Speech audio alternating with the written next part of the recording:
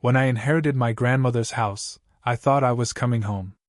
Instead, I became enemy number one. My neighbor, bitter that he had tried and failed to buy it, made it his mission to destroy me. It started with petty things, lawn complaints, noise reports. Then it escalated. I found dead mice thrown onto my porch, my mailbox hammered into pieces, my windows egged weekly. When I confronted him, voice breaking, "Why are you doing this?" he snarled. "Because it should have been mine. You stole it." And he swore he wouldn't stop until I left. When I inherited Grandma Ruth's house, I thought I was coming home. I was wrong. I'm going to tell this from the beginning because people always ask, why didn't you just move? If you've never had someone try to run you out of your own family home, you wouldn't understand. I grew up in Cedar Ridge, Missouri. Small town, the kind where everyone knows your business and never lets you forget it. I left for St. Louis when I was 19. Grandma Ruth stayed behind. She was the only family member who ever really loved me. When she passed, I didn't hesitate to take the house. I wanted to honor her. I wanted to come back. The day I arrived, the house looked tired but solid. Same yellow paint, wraparound porch, and that creaky porch swing I remembered as a kid. The flower beds were full of weeds, but that was fixable. What wasn't fixable? The man standing at the property line staring me down. Warren Tate.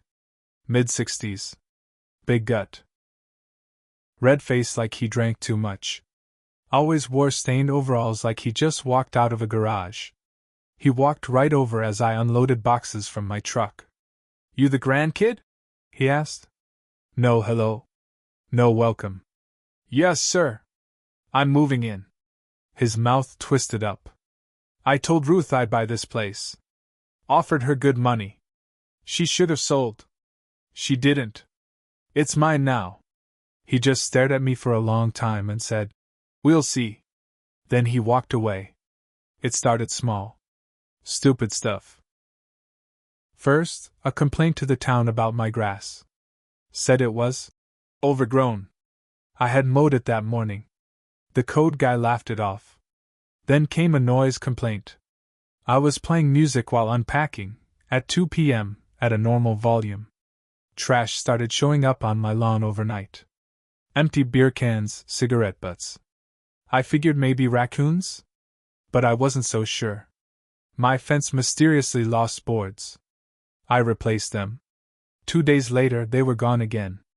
I should have known it would get worse. One morning, I stepped out and found 3 dead mice placed neatly on the porch.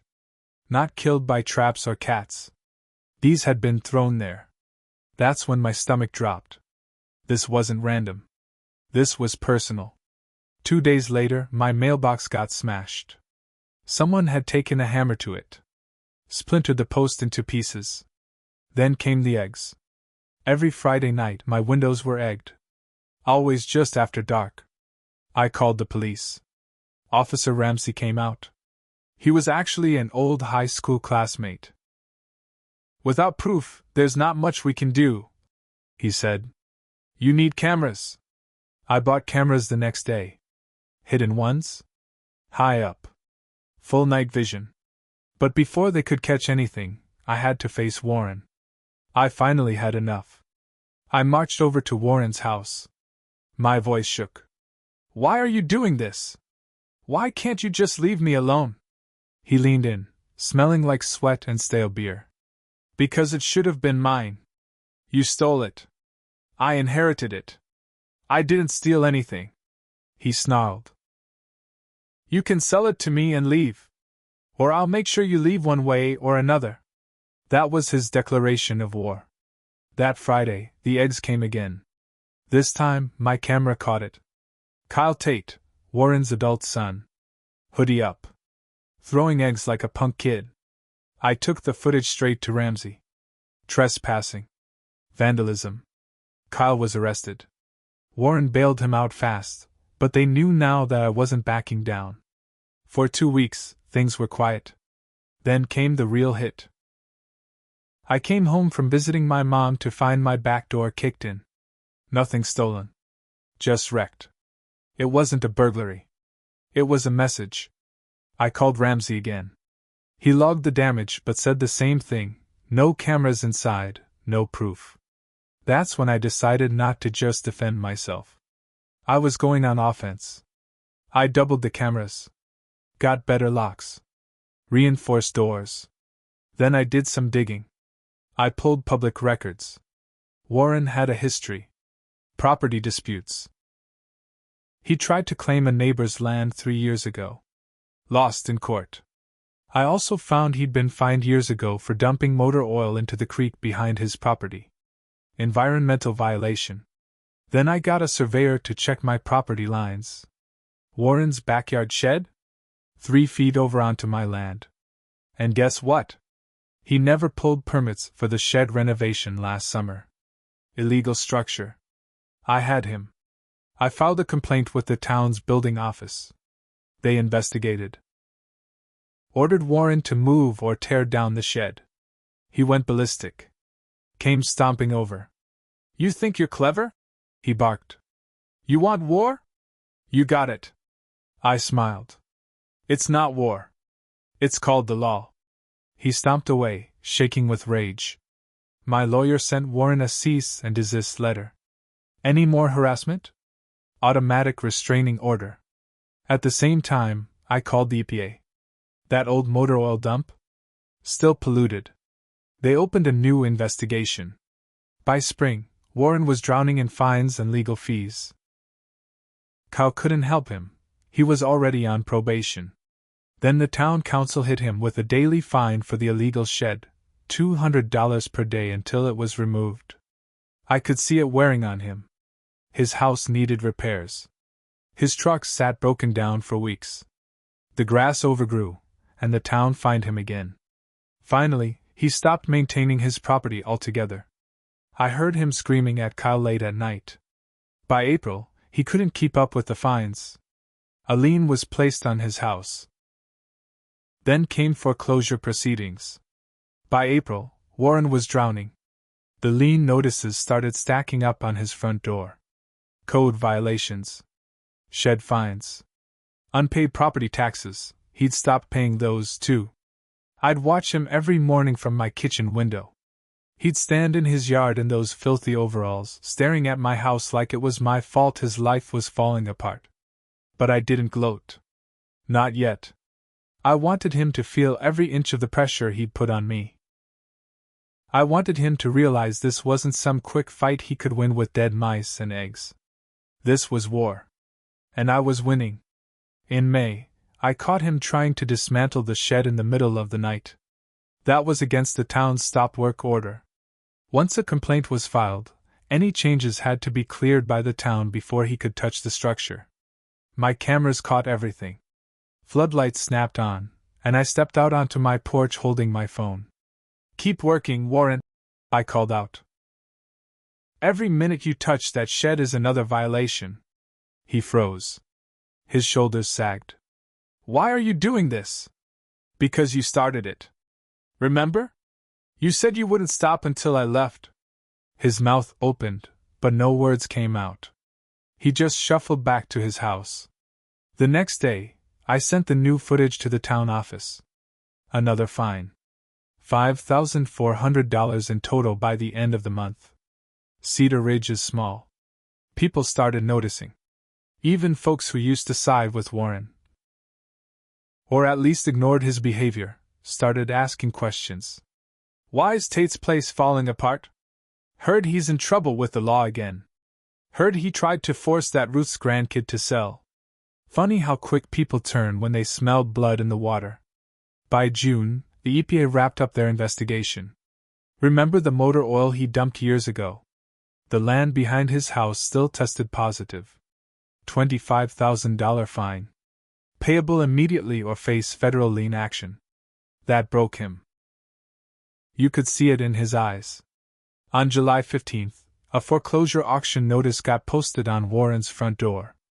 I watched the county officials nail it up while Warren stood silently on his porch. "You ruined my life," he muttered as I walked by later that day. "No," I said calmly. "You ruined your own life. I just stopped you from ruining mine. That night, Kyle showed up drunk. Staggered onto my lawn, yelling, "You think you've won? We'll be back. You hear me? We'll be back." Ramsey arrived before Kyle could do anything stupid.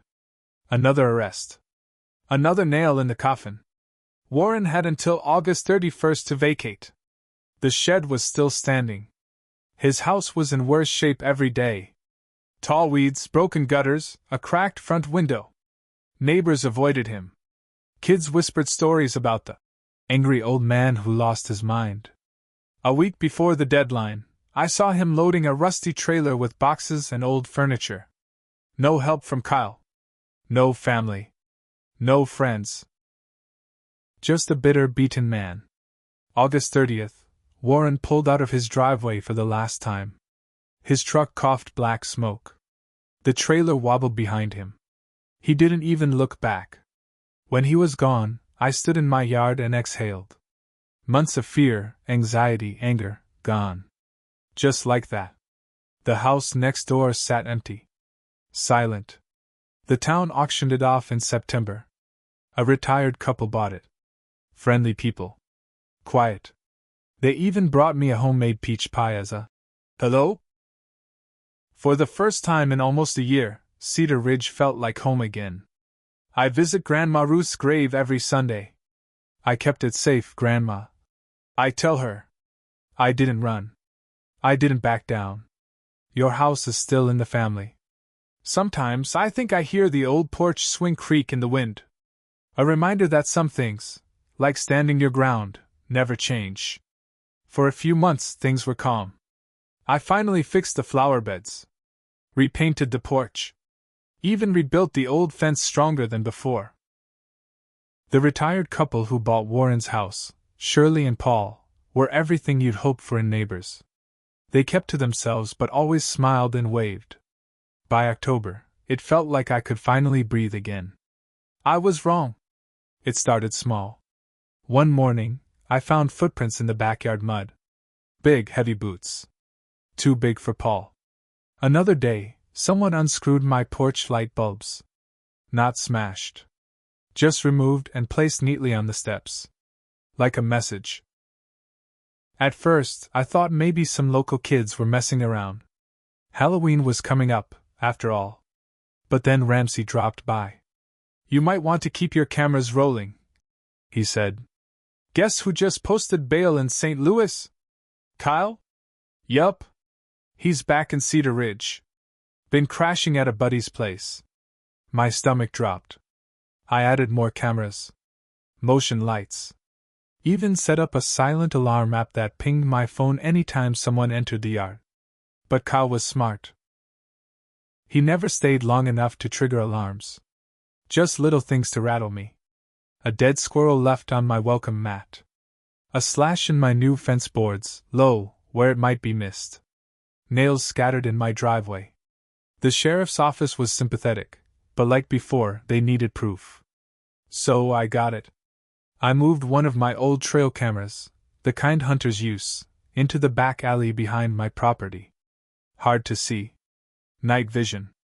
Motion activated. On October 27th, it snapped a perfect shot. Kyle, hood up, crouching by my back fence, holding a can of gasoline. I called Ramsey at 2 a.m. "He's trying to burn me out." Ramsey and 2 deputies showed up fast. Kyle was still in the alley, fumbling with a lighter. They arrested him on the spot. Arson. Trespassing. Violation of probation. This time, no bail. At the hearing, Kyle tried to blame me. Said I tricked his dad into losing everything. That I provoked them. The judge wasn't having it. The footage from the trail cam sealed his fate. 4 years state prison. I watched him get let out in handcuffs. He didn't even look at me. 2 weeks later, as I raked leaves out front, a rusty car pulled up. Warren Tate stepped out. He looked small. Older. Like he'd aged 10 years in just one. "I just want to talk," he said, hands up. I didn't say anything. "I'm leaving Missouri," he went on. "Sold the truck. Paid some of Kyle's legal bills. What's left, I'm using to get to Arkansas. I got a sister there.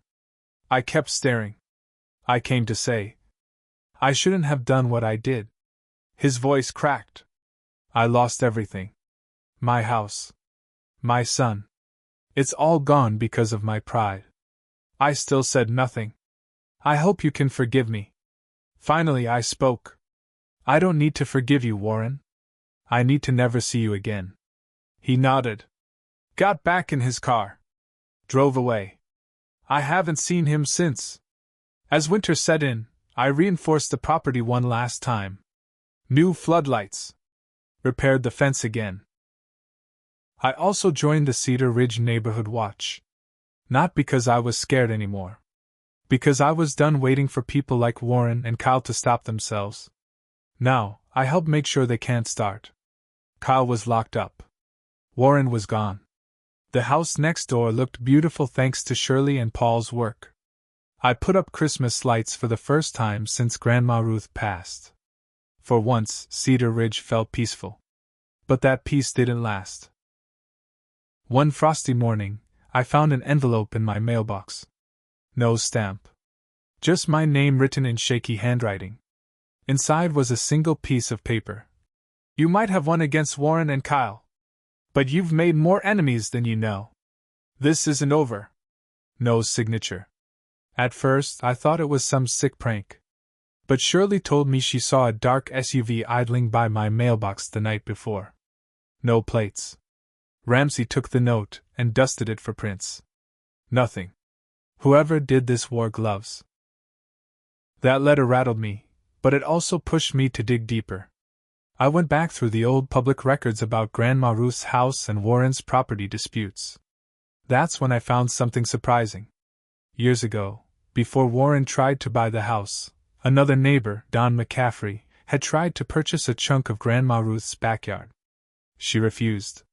Don and Warren had even filed a joint claim arguing that the property lines were wrong. The court dismissed it. Guess who still lived 3 houses down? Don McCaffrey. A quiet man. Retired. Always kept his blinds shut. I started to wonder if he hadn't forgotten that fight, and maybe he thought now was his chance to finally get a piece of what Warren couldn't. January came. That's when the real trouble started.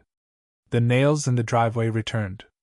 This time, roofing tacks scattered not just on my drive but on the path leading to Shirley and Paul's garage. Someone loosened bolts on my back gate, making it swing dangerously in the wind. My trash bins went missing twice. I installed 2 more cameras, this time on poles facing the street. Motion-activated floodlights followed. But whoever this was, they were careful. Never stayed in the open long. On February 3rd, at 3:12 a.m., my phone's alarm app woke me. Backyard motion detected. I opened the camera feed and froze. A man in dark clothes, hood up, was at my back door. Not Kyle, he was still locked up. This man moved slower. Older. I called Ramsey. Kept watching the feed. The man jiggled the door handle, pulled out a crowbar, and then Ramsey's cruiser headlights swung into the yard. The man bolted. He made it halfway down the alley before the deputies tackled him. Don McCaffrey. At the station, Don refused to speak. Lawyered up fast. But the evidence was enough. Trespassing. Attempted break-in. Property damage. Through town gossip, I found out why Don was so desperate. He was in debt. Serious debt. Medical bills, back taxes, and an old gambling habit. He thought if he scared me into moving, he could either buy my house cheap or find a buyer who would let him redraw the lot lines and sell off my backyard to pay off his debts. Just like Warren's old plan, but worse. The town council stepped in. Cedar Ridge might have been slow to act before, but now they saw the bigger picture. 2 neighbors, Warren and Don, had both tried to force me out. Both had used threats and violence. The council passed a new protective order. No one involved in the property disputes could come within 1,000 feet of my house for the next 5 years. Don's house went up for sale that spring. His family made him move to a relative's place in Kansas. Another enemy down. By April, the neighborhood finally stabilized. Ramsey stopped by one morning. "You know," he said, "most people would have sold and left. Can't say I blame them. But you stuck it out. Not many do." "This house isn't just wood and nails," I told him. "It's my family. My history." He nodded. "You're not the outsider anymore. You're the one who stayed." I stood on the porch, looking out over the yard, the strong fence, the clean driveway. They tried everything: fear, sabotage, lies, even violence. But I was still here. And I wasn't going anywhere. By May, the dust seemed to finally settle. Warren was gone. Kyle was in prison. Don McCaffrey had been forced out. Shirley and Paul were thriving next door, planting flowers and hosting small BBQs. The rest of the block seemed to breathe easier. But I wasn't naive. Cedar Ridge had shown me one ugly truth: when money and land are involved, people will go farther than you think. So, I kept the cameras up. I renewed my neighborhood watch duties. I even gave Ramsey a spare key in case anything ever happened to me. I wasn't going to get caught off guard again. In late June, I got a letter from my lawyer. Someone had filed a quiet claim action against my property. Meaning, they were trying to argue in court that I didn't legally own part of my own land. Again. But this time it wasn't Warren. It wasn't Kyle. It wasn't Don. It was my own cousin, Shelby. The one who hadn't said 2 words to me since Grandma Ruth's funeral. Shelby's claim argued that Grandma Ruth must have intended for the house to be split among the grandchildren, not left entirely to me. She said my title was fraudulent. My hands shook reading the papers. After everything I'd fought, after 2 neighbors nearly ruined my life, now family was trying to steal what they couldn't get before. I called her. Straight to voicemail. Her lawyer said she was not open to negotiation. I should have expected it. At the funeral, she'd whispered to another cousin, that house should be split. No way Ruth would have given it all to her. Turns out, she'd waited until I was worn down from all the neighbor drama. She thought I'd finally give up. I wasn't giving up. I dug out Grandma Ruth's will again. My lawyer double-checked every word. Ironclad. Signed. Notarized. Filed properly with the county. But Shelby had done something sneaky. She was trying to use community rumors and old statements to create doubt in the court. Basically, trying to drag the case out so long and so costly that I'd fold. She even got 2 neighbors, both people who used to be friendly with Warren, to submit false affidavits, claiming Grandma had told them she wanted the property split. That was a mistake. Because I had footage from years ago, conversations between Grandma and me on that very porch, where she'd said clear as day, "This house will be yours. Don't let anyone take it from you." Date stamped. Audio clear. We filed the recordings with the court. Court was brutal. Shelby sat there smug, her hair pulled back tight, wearing a suit like she was already counting my property value in her head. Her lawyer tried to claim the recordings were fake. The judge had them analyzed by an independent tech. Verified. 100% authentic. Then Ramsey testified. He told the whole history: Warren's harassment, Kyle's crimes, Don's break-in. He explained how I had defended the house against criminals, not just legal claims. Shelby's face turned white. The judge dismissed her claim with prejudice, meaning she couldn't refile.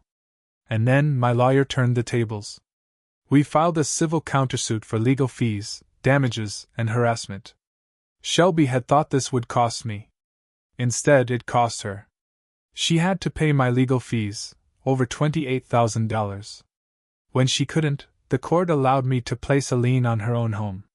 She tried to fight it. She lost. That fall, her house was sold at auction to satisfy the debt. She came to me once, begging, "Can't we just call it even? Families shouldn't fight like this." I stared at her for a long time before answering. Family doesn't stab you in the back after you've been through hell. I closed the door in her face. By November, for the first time in years, no one was trying to take my home. No more dead mice. No more eggs. No more lawsuits. Just peace. Shirley and Paul hung Christmas lights with me that winter. Ramsay brought his kids over to see the decorations. People from the neighborhood. People who had once whispered and doubted me, now waved warmly. You stayed, Shirley said, hugging me. You kept this street safe. But the biggest moment came at the year-end town meeting. The mayor awarded me the Cedar Ridge Civic Courage Award. I didn't expect it. I didn't even want it. But as I stood in front of the crowd, holding that little plaque, I realized something. I hadn't just defended Grandma Ruth's house. I'd rooted out the rot in Cedar Ridge. The bullies, the schemers, the liars.